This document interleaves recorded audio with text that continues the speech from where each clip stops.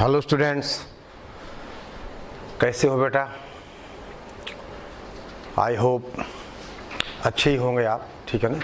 चलिए बेटा, हमने बात की थी डिटरमिनेंट की प्रॉपर्टीज़ की, ठीक है ना। कुछ प्रॉपर्टीज हमने डिस्कस किया था, उनके एप्लीकेशंस भी किए थे, और बेटा नेक्स्ट 2-3 बची हुई हैं। उनमें से एक ये है, राइट डाउन, शायद ये प्रॉपर्टी 6 होगी, ठीक है ना।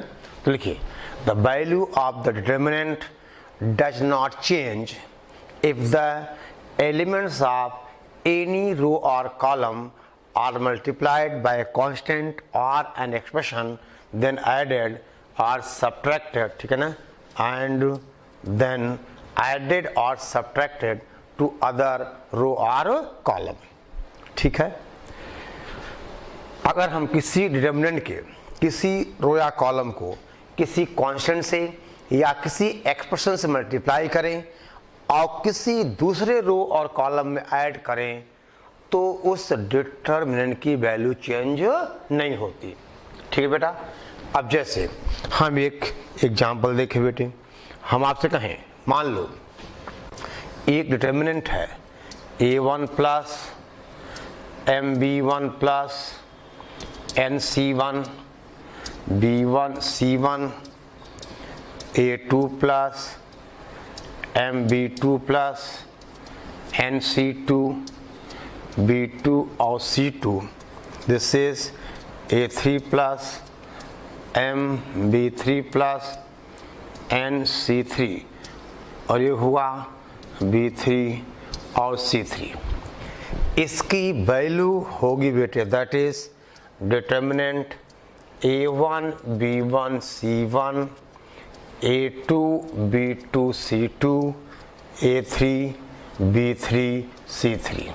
देखो इसको बेटा आप उल्टा समझो, यानी अगर ये डिटर्मिनेंट है a1 b1 c1 a2 b2 c2 और a3 b3 c3, अगर बेटे हम यहाँ किए क्या हैं, हमने कहा C1 goes to C1 plus MC2 plus NC3, वही लिखा हुआ ना कि the value of determinant does not change, ठीक है ना, if the elements of any row और column are multiplied by a constant और an expression and then added और सब्ट्रैक्टेड टू अदर रो और कॉलम। इसका मतलब क्या हुआ?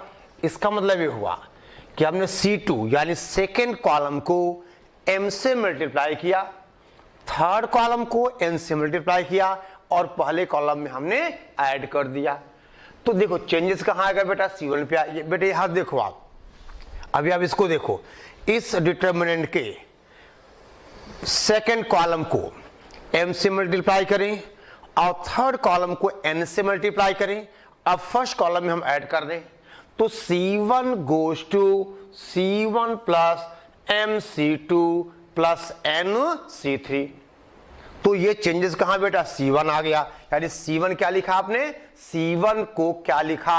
C1 plus MC2 plus NC3, यानी इसको हमने M से मल्टीप्लाई किया, इसको हमने N से मल्टीप्लाई किया, बोल बेटा, और C1 में ऐड कर दिया। अब देखिए, अब हमें प्रूव करना है कि ये डिटर्मिनेंट की वैल्यू क्या होगी? इसके इक्वल होगी।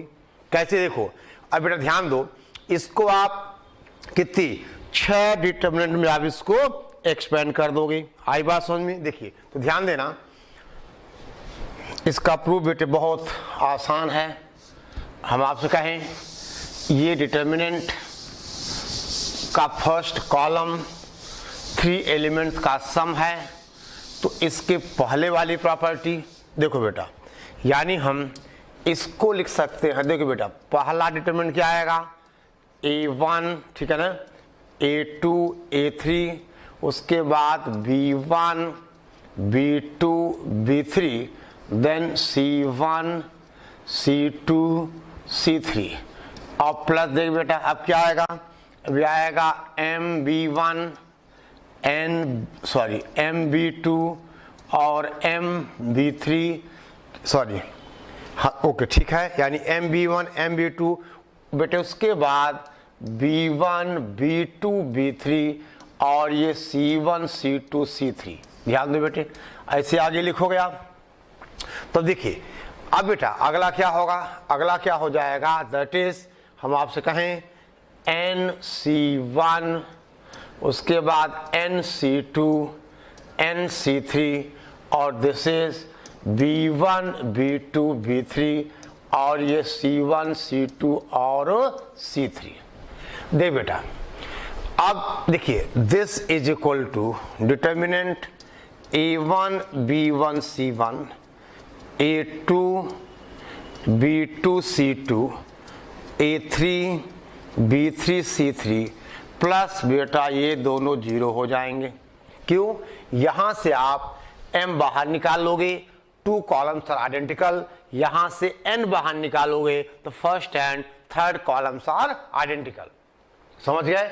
आपको पता है ना कि किसी रो या कॉलम में अगर कोई फैक्टर कॉमन है तो आप उसको बाहर निकाल सकते हो। तो यहाँ पे ये जो डिटर्मिनेंट है इसका फर्स्ट कॉलम में m है, m आप बाहर निकाल लोगे। ठीक है बेटा, जब m बाहर निकाल लोगे तो क्या बचेगा, ये दोनों कॉलम्स आइडेंटिकल वैल्यू 0। यहां से जब आप n कॉमन निकाल लोगे तो ये दोनों कॉलम्स आइडेंटिकल वैल्यू 0, यानी कुल मिला के अब इसका, ठीक है बेटा, कुल मिला के अब इसका आंसर आ गया, that is A1 B1 C1 A2 B2 C2 A3 B3 C3, यानी ये इसके बराबर हो गया। समझ गए? प्रॉपर्टी प्रूफ हो गई और बेटा हमने समझ भी लिया। ठीक है, चलो आगे लिखो आप। ठीक है ना? और बेटा इस प्रॉपर्टी को हम सबसे ज्यादा यूज करते हैं। ठीक है ना? यानी हमें देखना होगा कि कौन से रो में किस या कौन से कॉलम में किस फैक्टर को मल्टीप्लाई करें और किस रो या कॉलम में उसे ऐड या सब्ट्रैक्ट करें। ठीक है ना? ऐड या सब्ट्रैक्ट करें। ठीक है, ओके, सो राइट डाउन। नेक्स्ट वन बेटा प्रॉपर्टी 7। देखिए अब 7 ये है, मान लो बेटा कोई डिटर्मिनेंट है और उसके डायगोनल एलिमेंट्स के ऊपर या नीचे सारे एलिमेंट्स 0 हों, यानी अगर ऐसा हो दैट इज A0 0। ठीक है ना? फिर बेटे कहा जाए this is FB0, this is FB0। ठीक है ना? और दिन बेटा आपसे कहा जाए EDC, दिस इज EDC, यानी अब ये इसका बेटा डायगोनल एलिमेंट्स हैं, तो इसके ऊपर के सारे एलिमेंट 0 हैं। या बेटे ऐसा हो, या मान लो आपसे कहा जाए कि बेटे ऐसा हो AF, या आपसे कहा जाए I, दिन बेटा हम आपसे कहें 0 और B, मान लो यहाँ C है 0 0 और बेटा D है। अब यहाँ क्या देखा आपने, ये डायगोनल एलिमेंट्स हैं तो इसके नीचे के सारे एलिमेंट 0 हैं, तो यही बेटे बात आ जाएगी A0 0 0 B0 0 0 C। तो इस डिटर्मिनेंट की वैल्यू होती है बेटा product of the diagonal elements. आप देख लो बेटे, एक्सपेंड करोगे आप इसको, A क्या आएगा BC मान बाकी 0 हो जाएगा। आप देख लीजिए, एक्सपेंड करके आप देख लो, यानी ABC इस डिटर्मिनेंट के डायगोनल एलिमेंट्स हैं। ठीक है ना? डायगोनल एलिमेंट्स हैं। तो अब बेटा ध्यान दो, आपसे कहा जाए कि ये डायगोनल के ऊपर के एलिमेंट 0 या नीचे वाले 0 या बेटा ऊपर नीचे दोनों 0, अगर ऐसा है तो इस डिटर्मिनेंट की वैल्यू होगी product of the diagonal elements. Proof आपके सामने है। ठीक है, नाउ बेटा प्रॉपर्टी 8। ठीक है, राइट डाउन। देखिए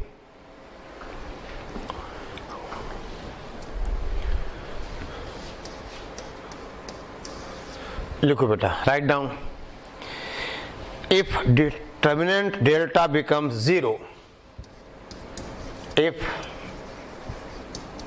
determinant डिटरमिनेंट डेल्टा becomes 0, ठीक है ना, 0 on putting x is equal to alpha, 0 on putting x is equal to beta alpha, on putting x is equal to alpha, ठीक है ना, then we say that then x minus alpha is a factor of beta delta, यानी x minus alpha is a factor of delta, ठीक है ना, okay. अब जैसे for example, ये बेटे वही फैक्टर थ्योरम है। फॉर एग्जाम्पल हम आपसे कहें if delta is equal to, हमने कहा बेटा x52, this is x52, then x square 9 and 4, x square 9 और 4, देन x क्यूब, ठीक है बेटा 16 and 8, x क्यूब 16 and 8, ठीक है। देखिए पहली बात बेटे, आपसे कहा जाए if x is equal to 2, then delta क्या होगा बेटा, 0 हो जाएगा। जब आप x को 2 पुट करोगे तो कितना आएगा, 2 4 8, फर्स्ट कॉलम और थर्ड कॉलम इक्वल हो गए, आइडेंटिकल हो गए, वैल्यू क्या हो गई, 0, ठीक है बेटा।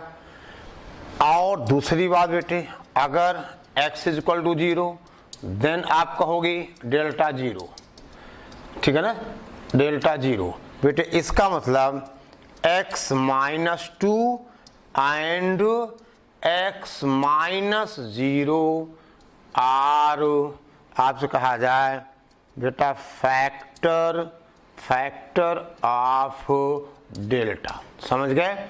ये वही हमारा फैक्टर थ्योरम है, यानी अगर हम x को 2 पुट करें तो डेल्टा 0 है, x को हम 0 पुट करें तो डेल्टा 0 है। इसका मतलब यहाँ से क्या कहोगे आप, x माइनस 2 और यहाँ से x minus 0, that is x means x minus 2 and x are, ठीक है ना, फैक्टर्स ऑफ डेल्टा, ठीक है। ये बेटा 9th का ही फैक्टर थ्योरम है, ठीक है ना, ओके। अब देखिए ध्यान दो बेटा, एक नोट आप लिख सकते हो, राइट डाउन, लिख लिया,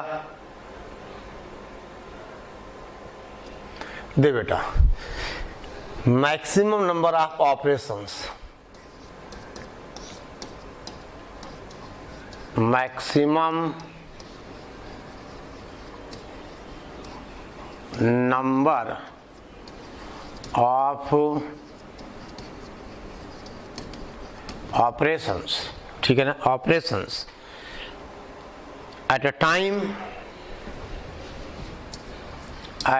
time is equal to determinant का ऑर्डर -1, ठीक है ना, डिटरमिनेंट का ऑर्डर -1, यानी अगर हमारा कंसिडरेशन ऑर्डर 3 का डिटरमिनेंट है, अगर हमारा कंसिडरेशन ऑर्डर 3 का डिटरमिनेंट है तो फिर इसमें हम मैक्सिमम 2 ऑपरेशंस एक साथ यूज कर सकते हैं, ठीक है ना, हम यूज कर सकते हैं 2 ऑपरेशंस एक साथ, ठीक है, उससे ज़्यादा नहीं, मैक्सिमम बेटा 1 और 2, ठीक है, ओके।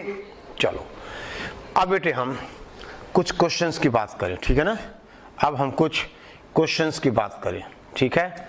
चलो क्वेश्चन क्या है, पहला सवाल बेटा, फाइंड द वैल्यू ऑफ, आपसे कहा जाए फाइंड द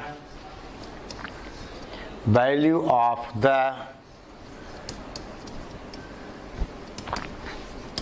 डिटरमिनेंट, हमें डिटरमिनेंट की वैल्यू चाहिए 13, 16, 19, 13, 16, 19, देन बेटा 14, 17, 20, 14, 17, 20, and then 15, 18, 21, 15, 18 और 21।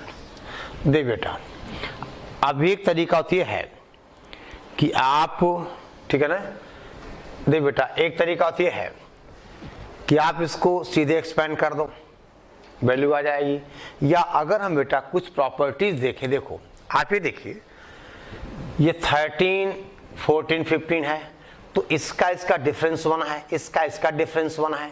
तो आप ये देखो, अगर यहां हम देखें R2 गोज टू बेटा R2 माइनस R1, यानी अब चेंजेस R2 में आएंगे, और R3 गोज टू हम आपसे कहें R3 minus R2।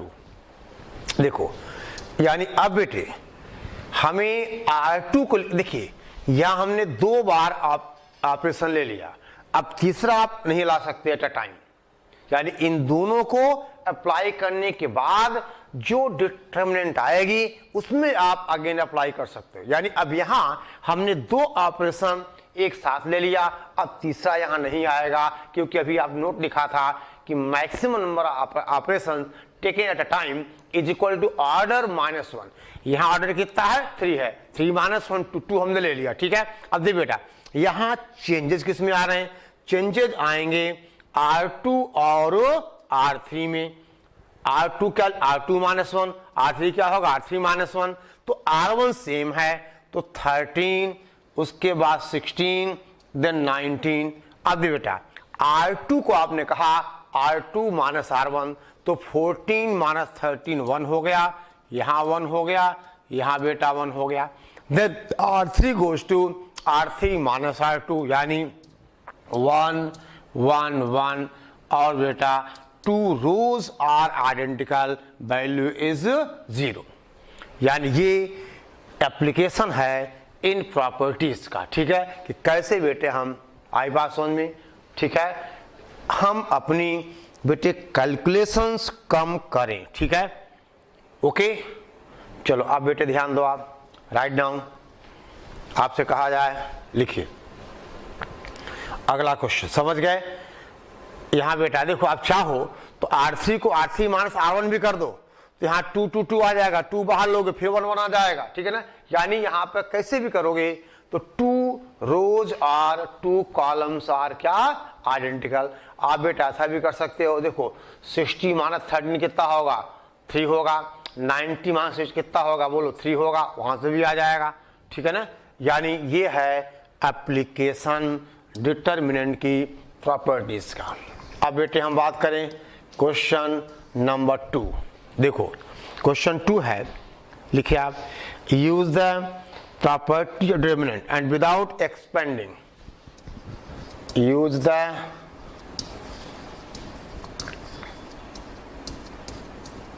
Properties of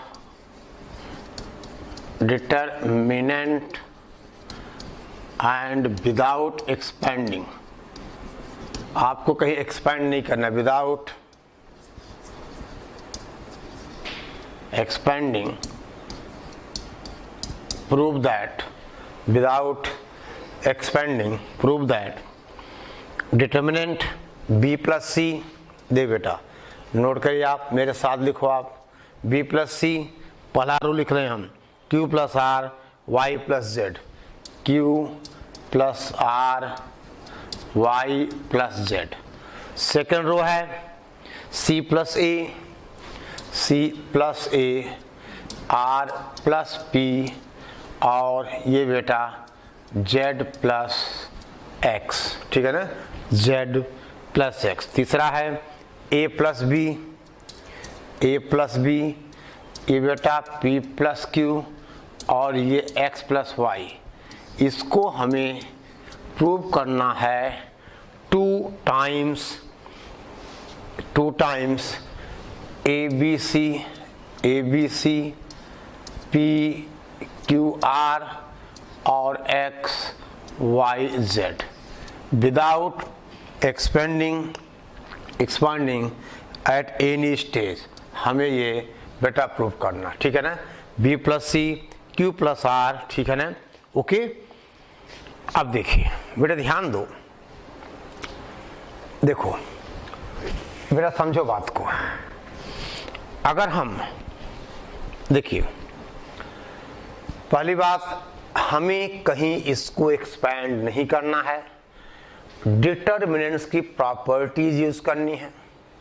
तो पहली बात बेटा देखो, अगर हम R1 को लिखें R1 plus R2 plus R3, तो ये कितना 2 times A plus B plus C बन जाएगा, और ये 2 times P plus Q plus R बन जाएगा, और ये 2 time X plus Y plus Z बन जाएगा।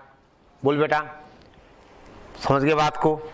देखिए अब समझो, चलो तो पहला क्या लिखें हम, R1 goes to R1 plus R2 plus R3, यानी अब चेंजेस कहाँ आएंगे, R1 में, यानी हम R1 को लिख रहे हैं R1 प्लस R2 प्लस कितना बेटा, बोलो R3। अब क्या होगा यहाँ पे, देखिए R1 मीन्स, ठीक है ना, दिस, तो ऐड करोगे बेटा तो तब समझना होगा 2 times A plus B plus C आ जाएगा, और यहाँ क्या आएगा 2 times P plus Q plus R, और यहाँ बेटा 2 times X plus Y plus Z, ठीक है ना। बाकी के 2 रोज एज इट इज, यहाँ कितना है C प्लस A है, यहाँ कितना बेटा R प्लस P है, यहाँ कितना है Z प्लस X है, ये कितना हुआ, this is A plus B, यहाँ बेटा P प्लस Q, और यहाँ हो गया ये X प्लस Y। इतना नोट कर लीजिए आप। अब अगले स्टेप क्या करें बेटे, हम 2 बाहर निकाल लें, बोलो, ठीक है ना। अगला स्टेप पे हम क्या करें, 2 बाहर निकाल लें। चलो इतना बेटे पहले आप नोट करिए। देखिए हमने कहानी शुरू की है LHS से, यानी LHS में हमने ये क्या किया, ऑपरेशन यूज किया कि R1 goes to R1 plus R2 plus कितना बेटा R3, ठीक है ना। R1 goes to R1 plus R2 plus R3। अब देखिए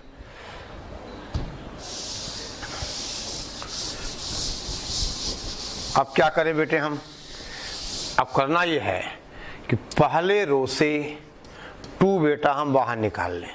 तो आप कहोगे this is A plus B plus C, ये कितना आ जाएगा P plus Q plus R, ये कितना होगा बोलो X plus Y plus Z, यहाँ होगा C प्लस A, यहाँ होगा R प्लस P, यहाँ होगा Z प्लस X, और ये हो जाएगा A plus B, this is P plus Q, और ये X प्लस Y, ठीक है। यहाँ देखो दिक्कत तो आप बता दो। अब दे बेटे ये है A plus B plus C, समझो बात को, ठीक है ना। आप देखिए, ठीक है बेटा, आप ही देखो कि बेटा अगर हम R2 को R2 माइनस R1 लिख दें, देखिए ये A प्लस C है, C प्लस A प्लस, यानी बेटा सब्ट्रैक्ट करोगे 2 तो कैंसिल होगा, ठीक है ना। तो अगला देखो आप, नेक्स्ट स्टेप क्या लिखना आपको, आप नेक्स्ट स्टेप में लिखो R2 goes to R2 minus R1 and R3 goes to R3 minus R1। होगा क्या, देखिए होगा कुछ ऐसा, देखो R2 R3 में बेटा चेंज आएगा, समझ गए। R1 में कोई चेंज नहीं है, so that is A plus B plus C, this is P plus Q plus R, then this is X plus Y plus Z। देखो बेटा R2 goes to R2 minus R1, बोलो, यानी C plus ए minus ए plus B plus सी, बेटा क्या बचेगा, minus B बचेगा, बोलो भाई। और R प्लस क्यू है, R प्लस पी है तो माइनस क्यू बचेगा, और ये बेटा माइनस का y बचेगा। और यहाँ a प्लस बी माइनस बेटा क्या बचेगा, माइनस का c बच जाएगा, यहाँ माइनस का r बच जाएगा, और यहाँ माइनस का बोलो बेटा z बच जाएगा, माइनस सी माइनस r माइनस z। अब बोलो बेटे, देखो सीधी सी बात है। देखिए अब अगेन देखो, यहाँ बेटा हमने दो ऑपरेशन एक साथ ले लिए, तीसरा हमें यहाँ नहीं लेना। अब हम देखो, अब इसमें चाहें तो हम फिर दो बार लें, तो देखिए ये कितना b प्लस सी है, एक q प्लस r है। अगर बेटे हम r1 में r1 plus r2 plus r3 करें तो ये minus b plus b cancel हो जाएगा, यानी देखो इतना पहले नोट कर लीजिए। तो बेटे हम बात अगले स्टेप की करें, ठीक है, तो हम बात नेक्स्ट स्टेप करें बेटे। देखिए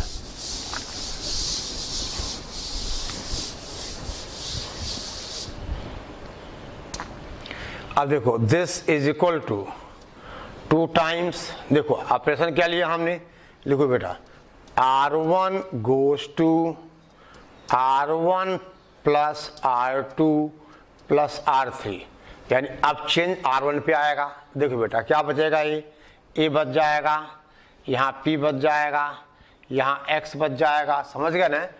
r1 को क्या लिखोगे आप, r1 प्लस r2 प्लस बेटा r3, तो यहाँ a बच जाएगा, ये माइनस b हो गया, ये माइनस c हो गया, यहाँ बेटा माइनस p, यहाँ सॉरी यहाँ पे माइनस q, ये माइनस r, ये हुआ माइनस y माइनस z, हो गया काम। अब क्या करें हम, सेकेंड रो से माइनस बाहर निकालें, थर्ड रो से माइनस बाहर निकालें, माइनस प्लस हो जाएगा, and this is equal to 2 times determinant a b c, this is p q r, और ये हुआ x y z। बोलो भाई हो गया प्रूफ। क्या करो बेटे, ये सेकंड रो से हम माइनस बाहर निकाल लें, फिर थर्ड रो से फिर माइनस बाहर निकाल लें, तो माइनस माइनस अरे बोलो प्लस हो गया, और आंसर आ गया बेटा। आई बात समझ में, ठीक है बेटे। चलो अब देखो, आप ध्यान दो, एक क्वेश्चन है बेटा, राइट डाउन, इतना पहले आप बेटे नोट करो, ठीक है ना, इतना पहले आप नोट कीजिए, ठीक है। चलो देखो अब आगे आपसे कहा जाए नेक्स्ट क्वेश्चन। एक सवाल है बेटा, हम आपसे कहें without expanding as far as possible prove that determinant 1 1 1, ठीक है, x y z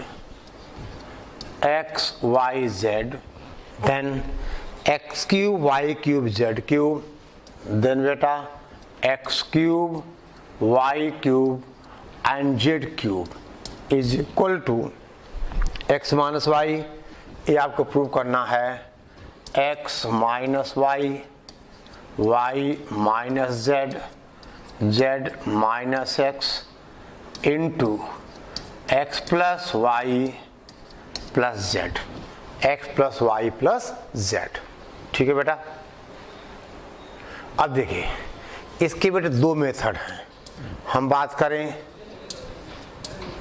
first method की, तो क्या है ये LHS क्या है बेटा, LHS है determinant 1 1 1, this is x y z, ये बेटा x क्यूब y क्यूब और z क्यूब, ठीक है ना। देखिए अब बेटे ये कहा रहा है कि इसको जहां तक हो सके एक्सपेंड ना करो, ठीक है ना। खैर देखिए अब हमने क्या किया, ये बेटा 1 1 है, अगर आप C1 को लिखो C1 goes to C1 minus C2, और C2 goes to C2 minus C3, तो बेटा 2 जीरो आ जाएंगे। तो अगर ये ऑपरेशन लगाया जाए, चलो लगाओ। सी समझ गए क्यों? क्योंकि हमें बेटा मैक्सिमम नंबर आप जीरो लाने हैं। तो आपसे कहा जाए C1 goes to C1 minus C2, तो अब देखो 1 माइनस 1 जीरो हो जाएगा। यहाँ बेटे कितना होगा x माइनस वाई, और यहाँ कितना होगा x cube minus y cube. फिर बेटा जीरो हो गया, ये y माइनस जेड हो गया, ठीक है ना। कितना होगा बोलो y cube minus Z cube, और 1 z और z क्यूब। बोलो बेटे सही है ये, इतना कोई दिक्कत नहीं। अब देखो, अब बेटे पहले कॉलम से x माइनस वाई कॉमन है और दूसरे कॉलम से y माइनस जेड कॉमन है। आप देखिए फर्स्ट कॉलम से बेटा x माइनस वाई कॉमन है और सेकेंड कॉलम से y माइनस जेड कॉमन है। समझ रहे हो ना भाई? आपने क्या किया, आपने पहले अप्लाई किया ये operation, that is C1 goes to C1 minus C2, then C2 goes to C2 minus C3, यानी चेंजेज C2 और C3 पे आ गए। C1 हमारा ठीक है ना as C3 as it is रहा, चेंजेज आए C1 और C2 पे, क्योंकि C1 goes to C1 minus C2 and C2 goes to C2 minus C3। आप देखो बेटे क्वेश्चन तो आज नोट कर लिया होगा। चलिए आगे बढ़े हम।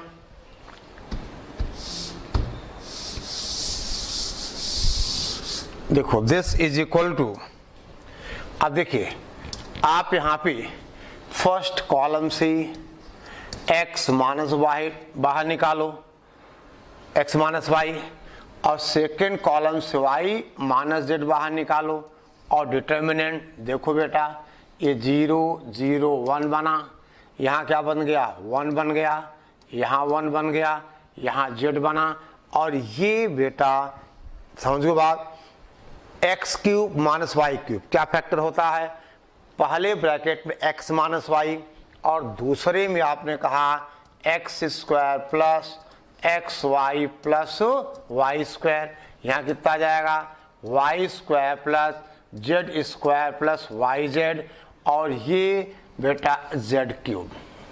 अब देखिए अब हमें इसको बेटे लास्ट टर्म पे क्या करना है, एक्सपेंड कर देना है। तो देखिए अब अगर आप इस डिटर्मिनेंट को फर्स्ट रो के विद रिस्पेक्ट अगर एक्सपेंड करोगे तो 0 इंटू इसका कोफैक्टर 0 आ जाएगा, 0 यानी केवल 1 वाला बचेगा, इसका कोफैक्टर बटे पॉजिटिव आएगा। ये 1 कौन सा पोजीशन है A13 वाली, माइनस 1 की पावर 1 प्लस 3 पॉजिटिव आएगा। यानी अब हम क्या करें बेटे, अब हम इस डिटर्मिनेंट को एक्सपेंड करें फर्स्ट कॉलम की विद रिस्पेक्ट टू, ठीक है बेटा। तो क्या आ जाएगा देखो दिस इज हम आपसे कहें this is equal to x minus y as it is, y minus z as it is. अब देख बेटा फर्स्ट रो के विद रिस्पेक्ट हम एक्सपेंड करेंगे, 0 इंटू इसका कोफैक्टर 0 हो गया, प्लस 0 इंटू 0 हो गया, यानी अब क्या आ गया बेटा 1 इंटू और इसका दिस माइनस दिस, यानी y square plus z square plus Y Z minus x square minus x y minus y square. बोल बेटा यही आएगा। और देखो अब यहाँ से वाई स्क्वायर बेटे कैंसिल हो गया, तो कितना बचा ये, that is x minus Y into Y minus Z, और this is Z square plus Y Z minus x square minus x Y, ठीक है ना। ओके अब देख बेटा ध्यान दो आप, अब यहां से देखिए आपसे कहा जाए बेटा that is x minus y y minus z. देखो इसको आप ऐसा लिखो z square minus x square यहाँ लिख लो और plus Y Z minus x z यहाँ लिख लो। और यहाँ से बेटा नहीं, ऐसा नहीं, एक सेकेंड बेटा, z square plus Y z, z square plus Y z, y square plus z square plus Y Z minus x square minus x y minus y square.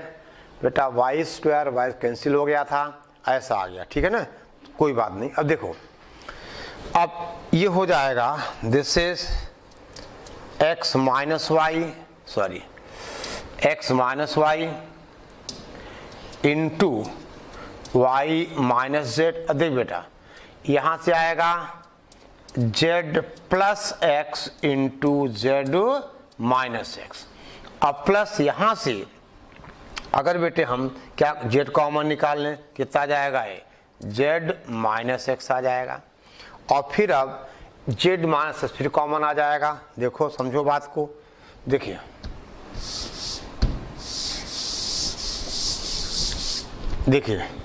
This is equal to x minus y पहले bracket में, y minus दूसरे bracket में, और यहाँ बेटा z minus x common आ जाएगा, z minus x common आएगा तो इधर हो जाएगा x plus y plus z. और यही आपका बेटा RHS था, ये प्रूफ हो गया। This is right hand side यानी RHS, ठीक है, ये बेटे हुआ दैट इज RHS, ठीक है ना। अच्छा, इसका बेटे हमने सेकंड मेथड भी कहा था और वो होगा बाई फैक्ट, या जो प्रॉपर्टी 8 थी फैक्टर वाला। कैसे, देखो फटाफट नोट करो आप, ठीक है बेटे। अब चलो, अब बात करें हम इस क्वेश्चन की सेकंड मेथड की, यानी सेकंड मेथड। बेटे क्वेश्चन क्या था, डेल्टा मान लिया जाए, ये था 1 1 1, this is x y z और एक्स क्यूब वाई क्यूब और जेड क्यूब। दे बेटा अगर आप यहाँ पे बेटा x को y पुट करो, देखो पहली चीज for x is equal to y, तो अगर आप x is equal to y put करते हो, देखो यहाँ y कर दो तो इसके दो कॉलम्स आइडेंटिकल हो गए। For x is equal to y delta क्या हुआ, 0 हो गया। इसका मतलब x माइनस वाई इज बोलो इज अ फैक्टर ऑफ, अरे बोलो रे, फैक्टर ऑफ डेल्टा। समझ गए ना। अरे बेटे जब आप x को y पुट करोगे तो ये दोनों कॉलम्स क्या हो जाएंगे, आइडेंटिकल हो जाएंगे। ऐसे बेटे आप कहोगे y minus z is a factor of delta, is a factor of delta.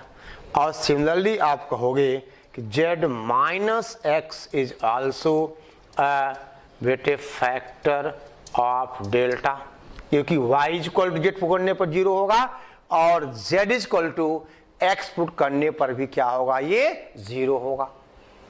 देखिए अब ध्यान देना, यानी बेटा अब हम delta is equal to that is 1 1 1, then x y z और एक्स क्यूब वाई क्यूब और जेड क्यूब को हम लिख सकते हैं। देख बेटा ध्यान देना, ये सारे factors x minus y, y minus z, z minus x, ये बेटा होमोजीनियस हैं। पहले इतना नोट कर लो आप। तो इसको हम देखिए, इस डेल्टा का एक फैक्टर बेटा x माइनस वाई है, दूसरा y माइनस जेड है और तीसरा x माइनस जेड है। क्यों बेटा, क्योंकि x is equal to y put करने पर डेल्टा 0 है, तो x minus y is a factor of delta ऐसे ही अगर हम y को z पुट करेंगे डेल्टा 0 होगा, यानी y minus z is a factor of delta. Similarly अगर हम z को x पुट करेंगे वैल्यू 0 होगी, तो z minus x is also factor of delta. So this is equal to, देखो बेटा इधर मिटाऊंगा मैं, नोट कर इतना आप, ठीक है। अब देखिए यानी बेटा this is equal to x minus y, y minus z, z minus x। देखो कोई कांस्टेंट आएगा, देखा जाए क्या आता है। और बेटा यहां पर इसकी डिग्री 4 है।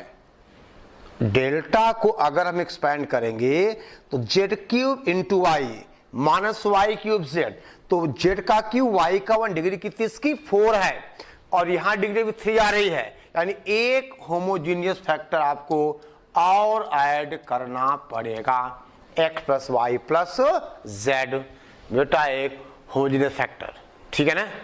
और अब बेटे ये ट्रू होगा for all x y z. तो अगर बेटे हम अपनी सुटेबल वैल्यू ऑन पुटिंग, बेटे यहां कंफ्यूज मत होना, on putting x is equal to 0, y is equal to 1, z is equal to, ये ट्रू फॉर ऑल होगा। तो हमने कहा x0, y1 और z2, ठीक है ना। अगर बेटा इसको हम पुट करें तो k की वैल्यू 1 आ जाएगी। यानी देखो यहाँ क्या हुआ, एक सेकेंड ना, पहले इतना नोट कर लो आप। यानी हमने क्या किया बेटा, putting x is equal to 0, y is equal to 1, z is equal to, आप और कोई वैल्यू भी ले सकते हो, ठीक है ना, और कोई वैल्यू भी आप ले सकते हो, ठीक है।